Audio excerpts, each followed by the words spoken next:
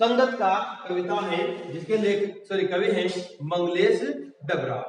अब संगतकार क्या होता है, इसमें दीर्घा देखो, ये पीछे शब्दार्थ में पहला ये दीर्घा है संगतकार कि मुख्य गायक के साथ गायन करने वाला या कोई वाद्य बजाने वाला कलाकार या सही। मान लीजिए कोई बढ़िया गायक कलाकार है, उसके पीछे से कोई छोटा कलाकार कोई गीत उसकी पंक्तियों को दोहरा रहा है या उसके साथ गा रहा है, तो वही संगतकार होता है। मान लीजिए कोई कलाकार है और गाने वाला नहीं, कोई बजाने वाला है, कोई वाद्य यंत्र बजाने वाला है, तो वो भी क्या कहलाते हैं, वो भी सब संगतकार होते हैं। यानी कि उसका सहयोग करने वाले कलाकार ही क्या कहलाते हैं, संगतकार कहलाते हैं। यानी कि मुख्य कलाकार का, मुख्य गायक का सहयोग करने वाले कलाकार। देखिए क्या करते हैं संगतकार। मुख्य गायक के चट्टान जैसे भारी स्वर का साथ देती वह आवाज सुंदर कमजोर कांपती हुई थी। वह मुख्य गायक का छोटा भाई है या उसका शिष्य या पैदल चलकर सीखने आने वाला दूर का कोई रिश्तेदार। देखिए अब इसकी व्याख्या करते हैं कि मुख्य गायक के चट्टान जैसे भारी स्वर का साथ दे। मुख्य गायक जो गाता है, गाना गाता है, उसका स्वर कैसा पता है, चट्टान जैसा भारी स्वर, मतलब उसमें मजबूती होती है, स्पष्टता होती है, क्योंकि वो गायक मुख्य कलाकार है, तो उसका जो चट्टान जैसा जो भारी स्वर है का साथ देती है। अब वो भारी स्वर इनके जो मुख्य कलाकार जिस प्रकार से गाता है उसका साथ देने वाली आवाज, वह आवाज सुंदर कमजोर कांपती हुई थी। वह आवाज कैसी थी, सुंदर थी वो भी, लेकिन थोड़ी सी कांपती हुई थी, थोड़ी सी कमजोर लग रही थी। किससे, मुख्य गायक से। किससे कमजोर लग रही थी, मुख्य गायक से। वह मुख्य गायक का छोटा भाई है या उसका शिष्य। तो ऐसा लगता है ये आवाज उसका साथ दे रही है बराबर, तो ऐसा लगता है कि मानो कर कि यह वह मुख्य गायक का छोटा भाई है या उसका कोई शिष्य है या पैदल चलकर सीखने आने वाला दूर का कोई रिश्ता, या कि कोई दूर से, बहुत दूर से पैदल चलकर इसके साथ सीखने के लिए आया हो, इसका कोई रिश्तेदार हो।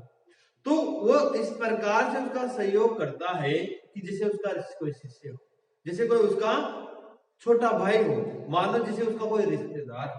इस प्रकार से संगतकार मुख्य गायक का सहयोग करता है गाने में, इस प्रकार से गाता रहता है उसके साथ बराबर।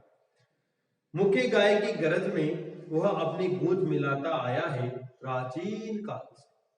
कि मुख्य गायक की जो आवाज है, मुख्य गायक की जो गूंज है, मुख्य गायक की गरज में, यानी कि मुख्य गायक के गायन को और अच्छा करने की गरज में, उसको और ज्यादा बढ़ाने के लिए वह अपनी गूंज मिलाता, यानी कि वह अपने सुरों को मिलाता हुआ, अपने सुरों को उसके साथ गाता हुआ आया है प्राचीन काल से। यानी कि कई लंबे समय से वो उसके साथ ऐसे गाता हुआ चल रहा है। आपने देखा होगा आज की बात नहीं है, प्राचीन काल से ये परंपरा चली हुई है। मुख्य गायक गाता है, उसके पीछे उसके सहयोगी यानी कि संगतकार गाता रहता है। तो प्राचीन काल से इस प्रकार से संगतकार गाते हुए आए हैं। गायक जब अंतरे की जटिल तानों के जंगल में खो चुका होता है, अंतरे के मतलब पंक्तियों की, कि गायक में क्या होता है, गाता गाता अंदर तक चला जाता है, गाने की अंदर तक की पंक्तियों में खो जाता है। कि अंतरे की जटिल तानों के जंगलों में, कि अंतरे की उस पंक्तियों की जटिल तानों में, जटिल सुरों में अंदर तक खो जाता है। तब क्या होता है, खो चुका होता है कि जब मुख्य गायक उस संगीत के अंदर तक की पंक्तियों में, अंदर तक के स्वरों में पूरी तरह से खो जाता है, या अपने ही सरगम को लांग कर चला जाता है भटकता हुआ एक अनहद में, या वो मुख्य गायक अपने ही सरगम को यानी कि अपने ही स्वरों को लांग कर, उनसे बाहर निकलकर चला जाता है भटकता हुआ एक अनहद जिसकी कोई हद न हो। अनहद यानी कि सीमा रहित, कि सीमा रहित यानी कि सीमा को लांग कर एक अनहद तक, जहां पर जिस हद तक जाना नहीं चाहिए उसके भी आगे तक वो चला जाता है। तब संगतकार ही इस ताई को संभाले। जब मुख्य गायक को पूरा कई बार देखा होगा ना आपने, गाता गाता खो जाता है, पता नहीं कहां चला जाता है, अलग अलग सुरों की तानों में चला जाता है, जिसकी सीमा नहीं हो तो सीमा को भी लांग कर आगे तक गाने लग जाता है।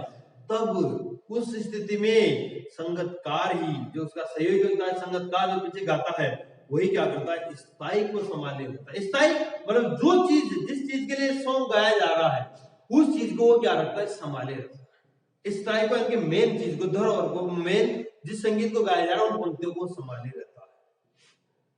जैसे समेटता हो मुख्य गायक का पीछे छूटा हुआ सा,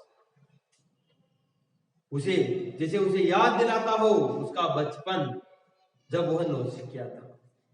वो जो संगतकार पीछे जो गाता है वो ऐसा लगता है, अब वो मुख्य गायक को गाता गाता कई अंतरंग कई पता नहीं कौन कौन से सुरों में चला जाता है, जब समेटता जैसे समेटता हो मुख्य गायक का पीछे छूटा हुआ सामने।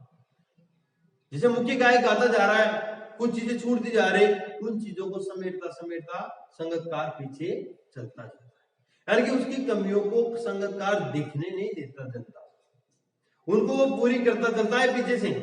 जो कुछ चीजें छूट जाती है ना, उनको संगतकार पीछे से पूरा करता चलता है, जैसे उसे याद दिलाता हो उसका बचपन। मानो वो संगतकार जैसे मुख्य गायक को उसका बचपन याद दिला रहा हो कि जब वो नौसिखिया था, कि जब तू भी नया नया संगीत सीखने वाला था। भाई मुख्य गायक तो तू अब बड़ा है, उससे पहले तो तू बचपन में तू भी तो नया नया सीखने वाला ही तो था। उस चीज को जैसे मानो वो पीछे से उसका सहयोग करते हुए उसे याद दिलाता हुआ चलता है। तार सप्तक में, यानी कि तार सप्तक एक स्वर का नाम है, एक स्वर है।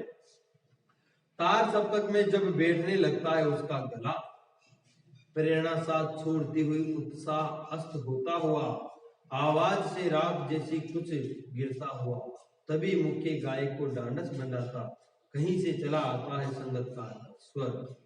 कभी कभी वह यूं ही दे देता है उसका साथ, यह बताने के लिए कि वह अकेला नहीं है और यह कि फिर से गाया जा सकता है। देखो, तार सप्तक में जब बैठने लगता है उसका गला, यानी कि जो संगीत जो स्वर है उसमें जब मुख्य गायक का गला बैठने लगता है, कई बार देखो ना बहुत गंभीर राग लेता है मुख्य कलाकार, उसका गला जैसे बैठने लगता हो, तब प्रेरणा साथ छोड़ती हुई उत्साह होता हुआ, उसकी मानो प्रेरणा ने साथ छोड़ दिया हो, उसका उत्साह यानी कि उस मुख्य कलाकार मुख्य गायक के अंदर जो जोश था जो उत्साह था वो मानो अस्त होने वाला है, यानी कि वो मानो अब खत्म सा हो गया हो। आवाज से राग जैसी कुछ गिरता हुआ, मानो उसकी आवाज से राग जैसा गिरता हुआ, मानो जैसे कि राग देखिए आपने हल्की सी हवा आते उड़ने लग जाती, राग होने के बाद क्या होता है हल्की सी हवा से भी उड़ने लग जाती, कि मानो उसका जो संगीत है वो गा रहा है वो स्वर जैसे मानो राग हो गया हो और वो धीरे धीरे अब उड़ने लगा हो, यानी कि वो खत्म होने लगा हो। तभी मुख्य गायक को ढांढस, ऐसी कंडीशन में ऐसी सिचुएशन में जब उसका गला जैसे मान लो बैठने लगता हो, उसका उत्साह अस्त होने लगता हो, उसकी प्रेरणा उसका साथ छोड़ने लगती हो और उसका जो आवाज है वो मानो राख जैसी यानी कि बिल्कुल कमजोर हो जाती हो, तब मुख्य गायक को कौन ढांढस बंधाता है? संगतकार। तब मुख्य गायक को ऐसी सिचुएशन में मुख्य गायक को ढांढस बंधाता है, यानी कि उसको सहारा देता है, कहीं से चला आता है संगतकार का स्वर। अगर उस समय संगतकार गाना तो स्वर को न मिलाए न गाए तो गाना बिगड़ जाए बीच में, क्योंकि वो तो पूरी तरह से थक जाता है, इतने ऊपर तक चला जाता है, गाते गाते स्वर थक जाते हैं, उसका उत्साह खत्म होने लग जाता है। तभी पीछे से भी सहारा कौन देता है? संगतकार।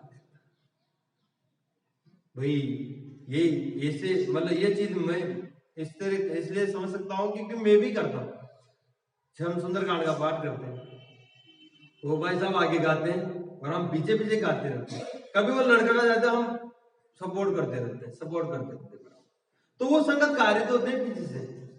आगे देखिए, तो कहीं से चला आता है संगतकार का स्वर, कभी कभी वह यूं ही दे देता है उसका साथ और कभी कभी बीच में ऐसे उसका सपोर्ट देता रहता है, साथ देता रहता है, उसका सहयोग करता रहता है, यह बताने के लिए कि वह अकेला नहीं है, घबरा मत, तो अकेला नहीं है, मैं तेरे साथ में हूं और यह कि फिर से गाया जा सकता है। और ये जो कहीं गड़बड़ हो गई या कोई चीज तो पूरी तरह से नहीं गा चुका उसको हम फिर से गा सकते हैं, तो अकेला नहीं है, इसलिए वो बीच बीच में उसका साथ देता रहता है। गाया जा चुका राग, इधर देखो कि जो राग जो गीत गाया जा चुका है, जो पंक्ति गाई जा चुकी है उसे हम फिर दोहरा सकते हैं, उसे हम और दोबारा ढंग से गा सकते हैं और उसकी आवाज में जो एक हिचक साफ सुनाई देती है या अपने स्वर को ऊंचा न उठने की जो कोशिश है उसे विफलता नहीं, उसकी मनुष्यता सुन। अभी संगतकार के लिए कहा है कि और उसकी आवाज में, यानी कि जो संगतकार है ना उसकी आवाज में जो एक हिचक रहती है उसकी आवाज में साफ सुनाई देती है, क्या हिचक रहती है कि जो मुख्य गायक होता है उससे ज्यादा ऊंची आवाज में नहीं गाता हो, कंट्रोल रखता है अपनी आवाज को। तो वो जो हिचक जो साफ सुनाई देती है उसकी आवाज में, या अपने स्वर को ऊंचा न उठाने की कोशिश है, कि वो मुख्य गायक के स्वर से अपने स्वर को ऊंचा नहीं उठाने की कोशिश में लगा रहता है हमेशा, कि कहीं इसके स्वर से मेरा स्वर ज्यादा ऊंचा ना उठ जाए। तो मुख्य गायक फिर मुख्य गायक से ज्यादा जोर से गाते या ऊंचे स्वर में गाते मुख्य गायक का स्वर दब जाएगा।